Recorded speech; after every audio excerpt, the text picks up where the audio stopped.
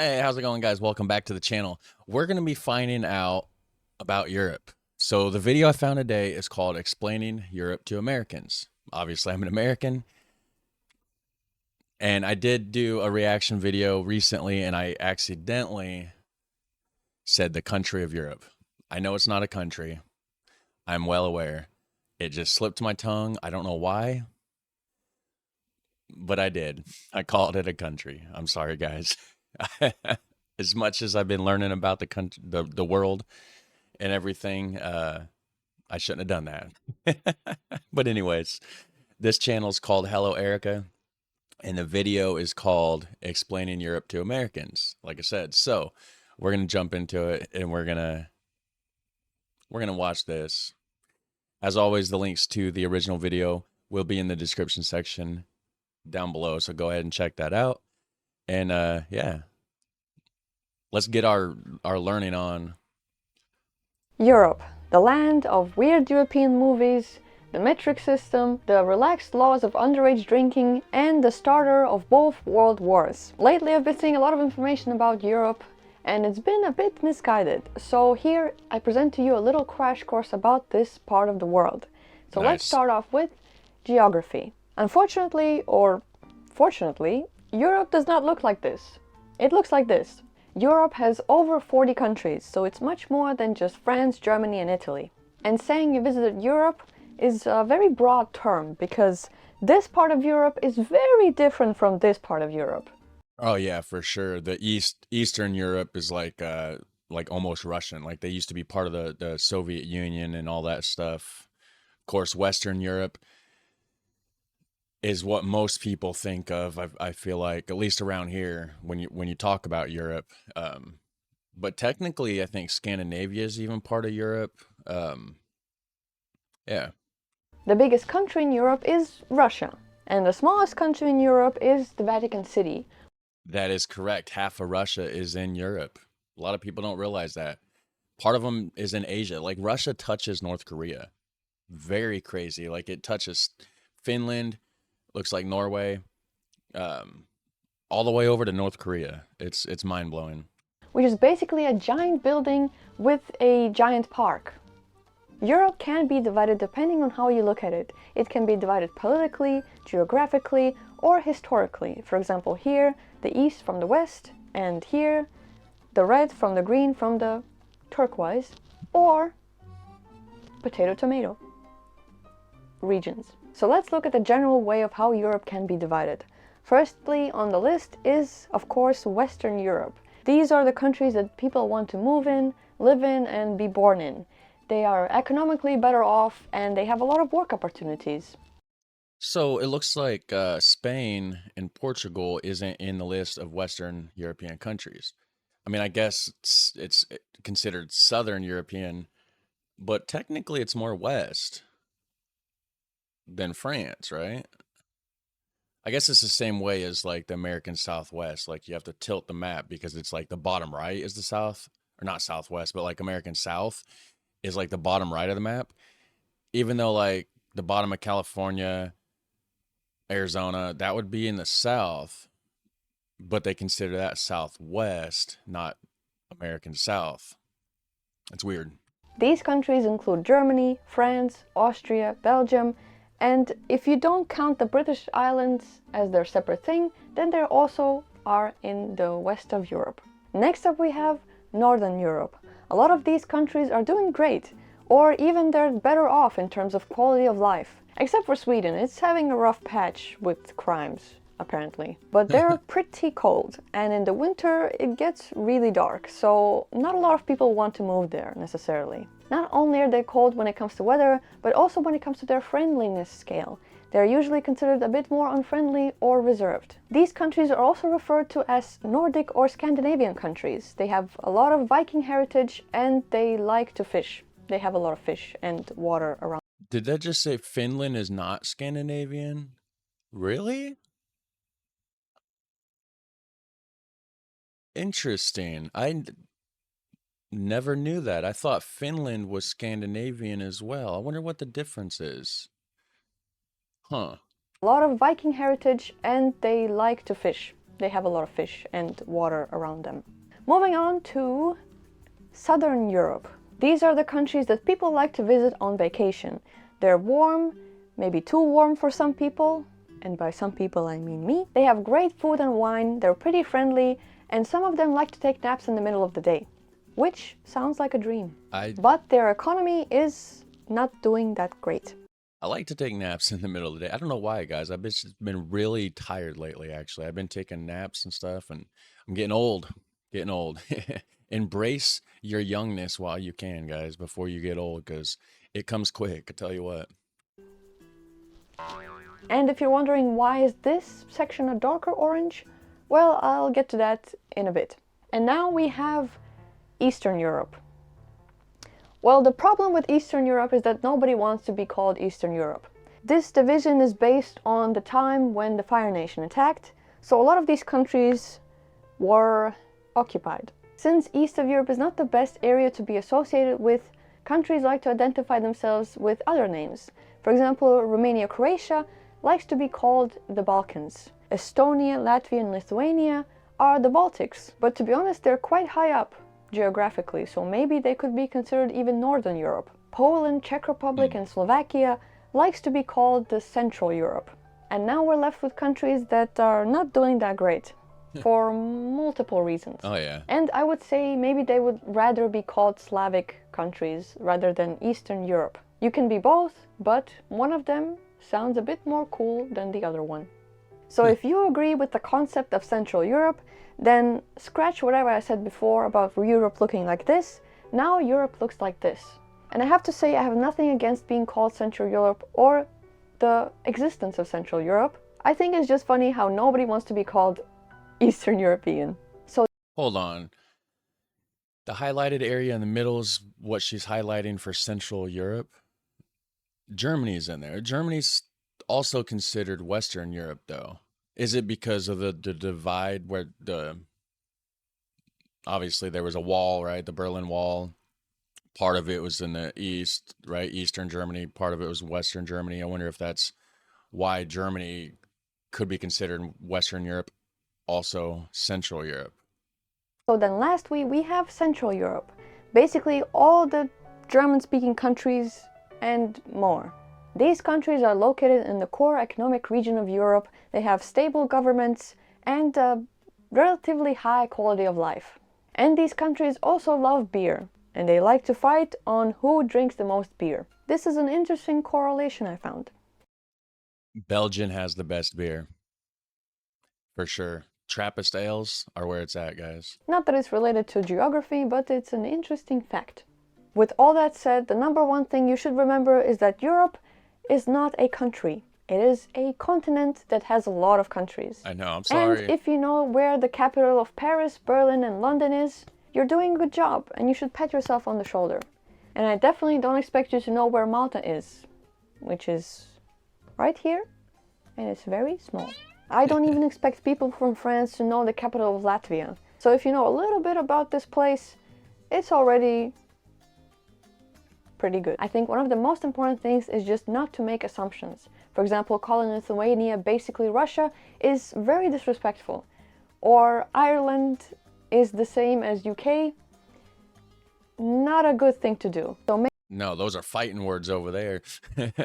maybe open a map before opening your mouth. Just a friendly suggestion. And also maybe it's helpful to know the difference between Europe and European Union. Yeah. Which I'll cover that in a bit. And now we can move on to history. Well, Europeans have a lot of beef with each other. UK and Ireland, Romania and Hungary, Portugal and Spain, and Russia with basically everybody in the world. Off topic, but I like the presentation. I like how she's using the TV for like the slideshow aspect of it. You don't see that often. This is nice. I enjoy it. It's different than the normal way that people present things, right? And it's all because of history. Europe has a lot of it. There were a lot of agreements, disagreements, and wars over land in the past and also now. Yeah, Europe's been fighting for thousands of years until like, I think World War II is where they drew the line and they're like, all right, guys, we got to put an end to this. Some stuff is serious and some stuff ended up countries just making fun of each other. For example, Austria making fun of Germany, France and the Netherlands making fun of Belgium, or the whole Scandinavian area making fun of the Danes because of their weird sounding language. Because of history, we have cities like this that were weirdly divided between Netherlands and Belgium. Yeah. They even have houses that are divided into two, so pretty strange. And we also have a city like this in the Baltics between Estonia and Latvia. Then when you compare Europe to the US, you can see that America is actually bigger in size than Europe, much bigger. Europe is 2/3 of America. But the main difference I knew it. I said something about that before. How I thought that America was bigger than the whole of Europe. And then I got a bunch of comments saying I didn't know what I was talking about because this and that. And, because they're counting half of Russia and all that. But I was talking about like the main of Europe, like what she's highlighting here on the map. But yes, of course, if you include the Scandinavian countries and half of Europe, then of course or half of Russia, I mean, then of course Europe would be bigger. But if you look at just the main, what a lot of people consider the main core of Europe, like what she's showing on the map, then of course the United States would be bigger. between these two is that one of them is much more densely populated than the other. The US has 300 million people living in there, and Europe has 700 million. And yet they're smaller in size. Each country here has their own rules, their own languages, their own culture, and so a more accurate comparison would be something like this. Every country is their own little America. And what I mean by that, we can take a look at Germany, for example. The country is divided into 16 states, and this Germany is very different. They also sound very different.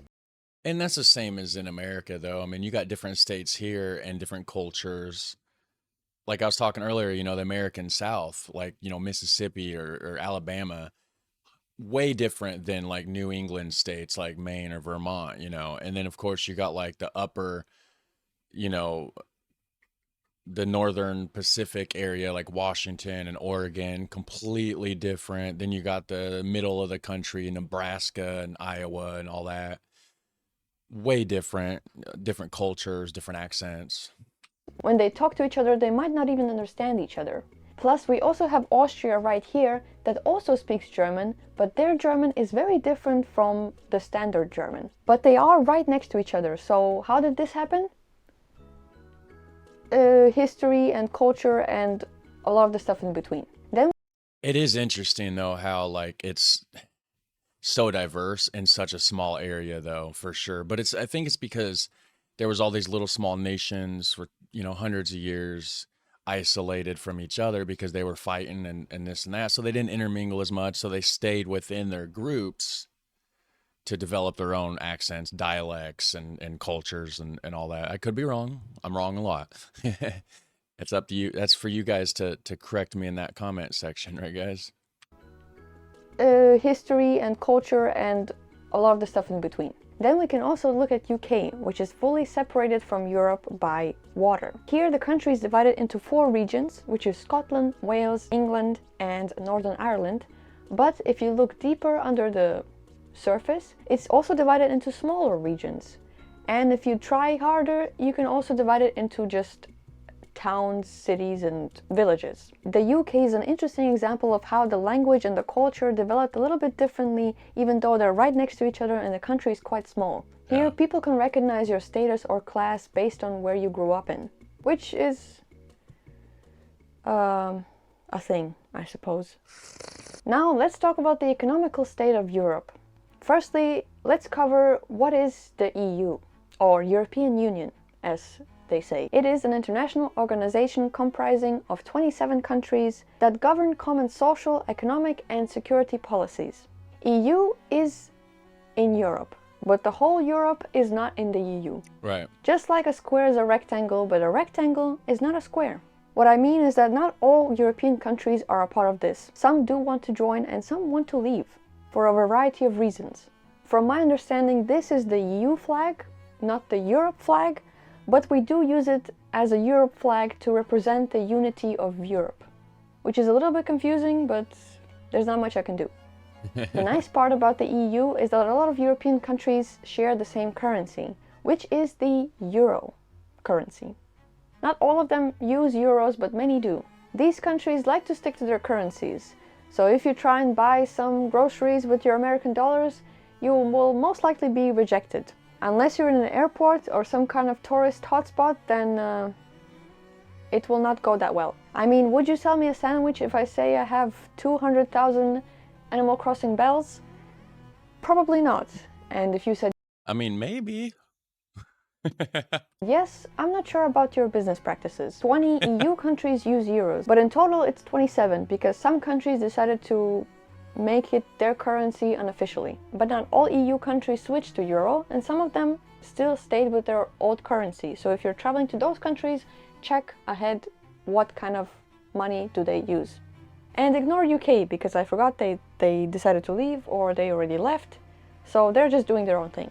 But many countries over the years did switch to using euros, which is very convenient when you travel, but as a Latvian I remember having lats and being very sad that we're gonna switch to euros now. The only reason I didn't want it to happen because I really liked this coin and, you know, nostalgia reasons and cultural reasons. But now I don't have to exchange my currency or try and always calculate in my mind how much is this in lats or how much is this in euros.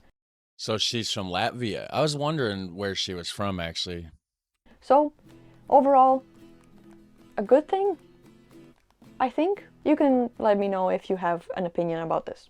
Now, the last thing on our list is culture. America is not Europe, and Europe is not America. Right. We run things differently around here. Like, for example, it's very rare to find a building that has central AC. Most of us just have a big heat wave in the middle of the summer and we suffer for 2 weeks and then it's all good. Our 2 weeks isn't 2 weeks, it's like 3 months. And yeah, a lot of people have AC around here. I got it. It's great.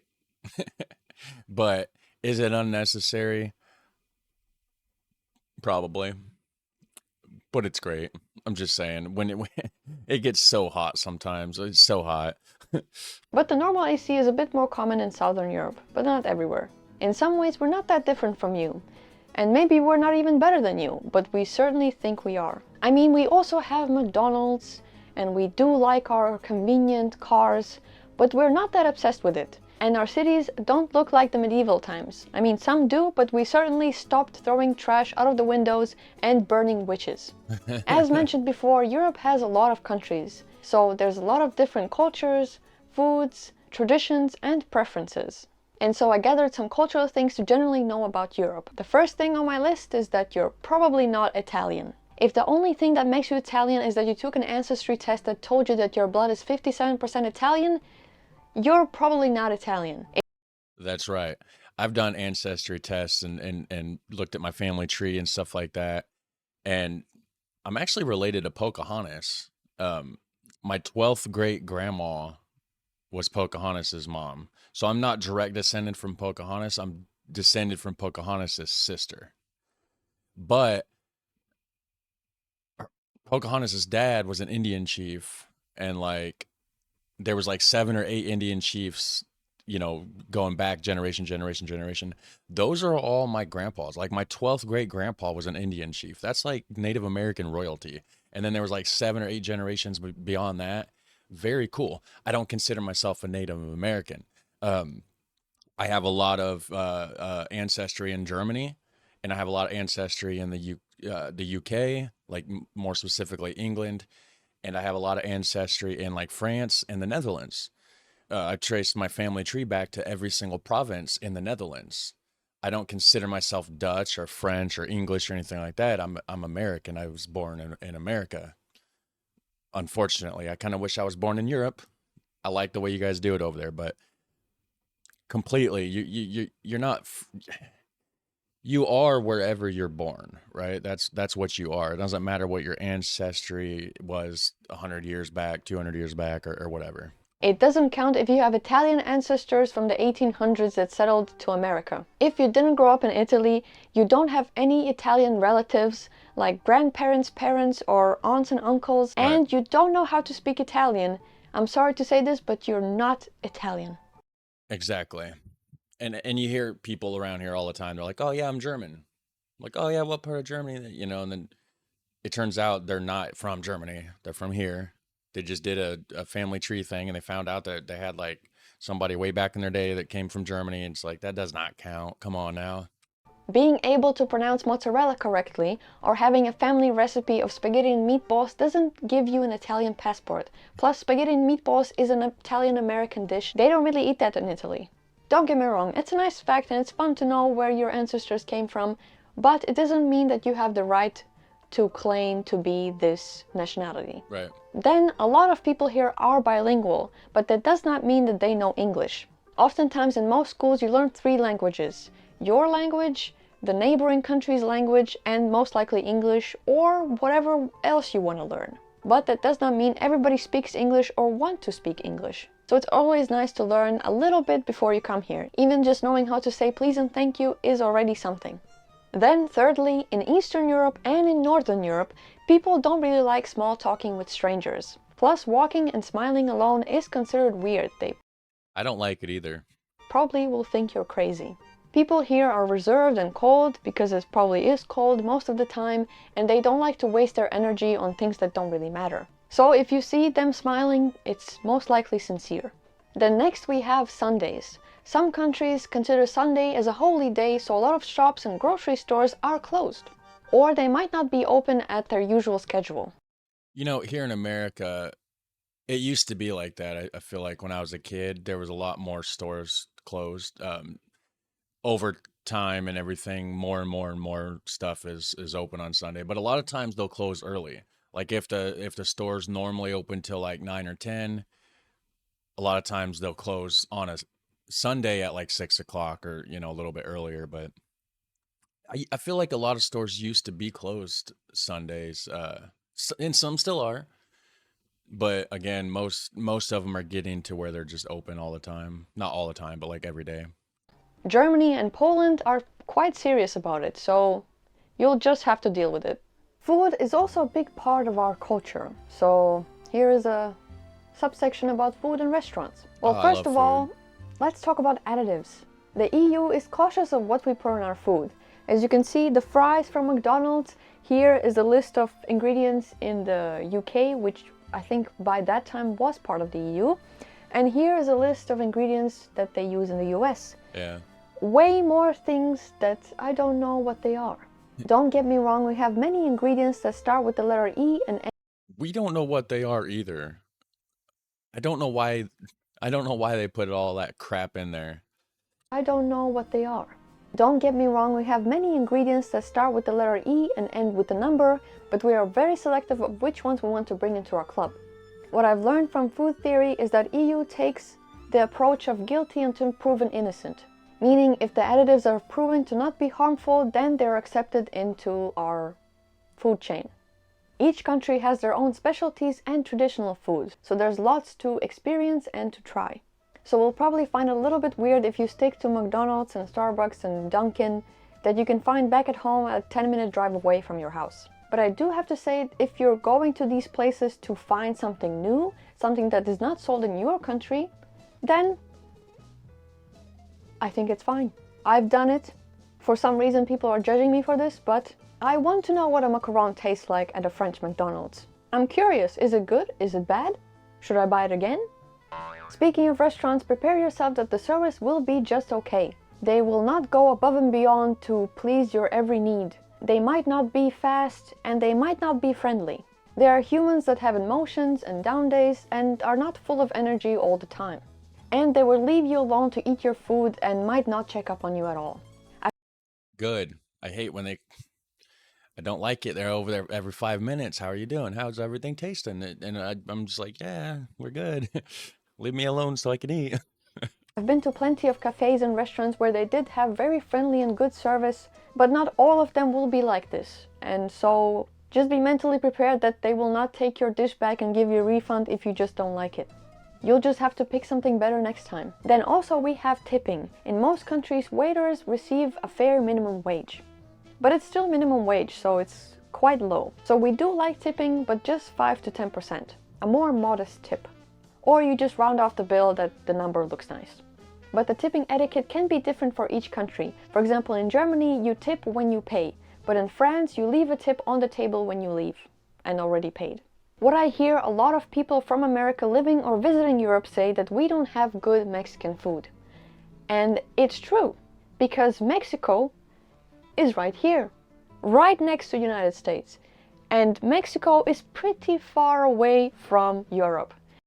Mexican food is top notch, guys. It sucks you don't have good Mexican food because it's amazing. It really is. It's good. So not a lot of people that know how to cook good Mexican food come to Europe to open Mexican restaurants. And that makes sense because we have a whole ocean between us. Don't get me wrong, I would love to go to a Mexican restaurant, but I don't even know how good Mexican food tastes like.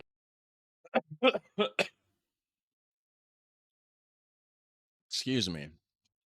I just got my coffee went down the wrong hole. Oh wow. My coffee assaulted me, guys. Apologies for that. I gotta go back. I don't know what she was saying. I was too busy choking over here. Right next to the United States. And Mexico is pretty far away from Europe. So not a lot of people that know how to cook good Mexican food come to Europe to open Mexican restaurants. And that makes sense because we have a whole ocean between us. Don't get me wrong, I would love to go to a Mexican restaurant, but I don't even know how good Mexican food tastes like because I've never been to Mexico. Because again, it's pretty far away. So maybe you should implement geography classes into your school education. Just saying. When visiting restaurants, cafes, and other public places, it is important for us to be spatially aware and not be too loud. Americans have a reputation here in Europe that they're loud and annoying. Maybe they're not necessarily American, they might be Canadian, but just be aware of the situation, if it's quiet or not, and how loud you're speaking. Agreed. I don't like loud, annoying people. I know a few. It annoys me.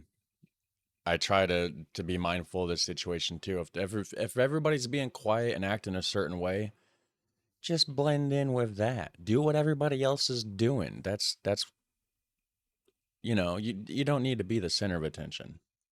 Especially in countries like Germany, they take it really seriously and they will point it out that you're being too loud. Now, all that being said, Europe is not a perfect place. We have a lot of issues of our own. Europe is considered to be pretty safe from the rest of the world, but we still have crimes here. And as I said before, Sweden, I'm looking at you. What's happening? Especially in big cities, we have a lot of scams and pickpocketers, and Paris would be the first city that comes to mind that has this issue. Then Europe also has racial discrimination, some countries more than others. But an interesting statement that I've heard is that we dislike or have prejudices against people from other countries rather than skin color, which I think the description also fits. So we also do have our problems. So here are some of my final thoughts.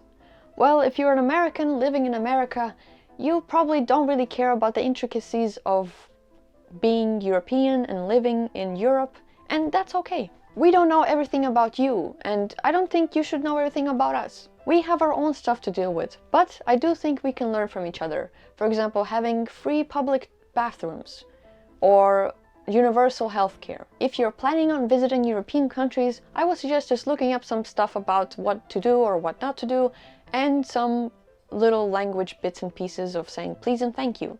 Or just in general, be more aware of your surroundings. Not just for Americans, but for anyone out there in the world. So if you like this video and you like to see more of videos like this, consider maybe buying me a little tea or coffee at Coffee. And I want to say thank you to anybody that did already donate. So, thank you. Thank you so much for watching. Happy Christmas, Merry Crisis, and all of the above. So, bye-bye. I want to also thank anybody that's donated to my channel as well. I do have a link for that also. And if you donate $10 or more, you get a priority reaction as a thank you from me. So anyways, I'm going to go ahead and click like on this video. I'm going to subscribe because I enjoy the content. And you guys should probably jump on over there too and subscribe to her channel because it looks like she's got some good stuff. And until next time, You guys have a super fun, awesome day. Take care.